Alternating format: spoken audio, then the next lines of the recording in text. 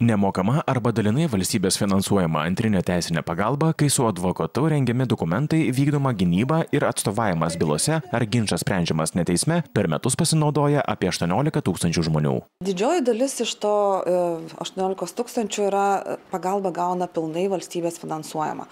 Maždaug apie 20% pagalbos yra teikiama iš dalies finansuojama, tai yra 50% arba dar kažkokia mažesnė dalis gali būti. Vyriausybė pastaraisiais metais nuosekliai plėtė asmenų turinčių teisę gauti nemokamą teisinę pagalbą ratą. Šiais metais jau galiojo padidinti pajamų lygį teisiniai pagalbai gauti, o kitąmet jie dar kyla. Nemokamos teisės paslaugos bus suteikiamos, kai žmogaus metinės pajamos nebus didesnės nei 10 minimalių algų. Pernai ši riba buvo 8 minimalūs atlyginimai. Išsiplėtė ir tų žmonių ratas, kuriems valstybė gali padengti pusę jų išlaidų teisinėms paslaugoms.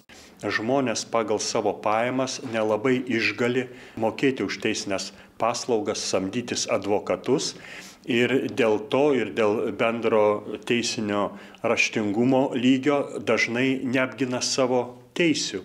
Socialiai remtiniems asmenims suteikiamos tokios teisės gauti pagalbą teisinę nemokamai. Mūsų vyriausybė programoje buvo numačius išplėsti šių žmonių ratą ir dabar jis yra išplėstas. Su valstybės garantuojama antrinę teisę pagalbą gaunančiais žmonėmis Lietuvoje dirba apie 500 advokatų.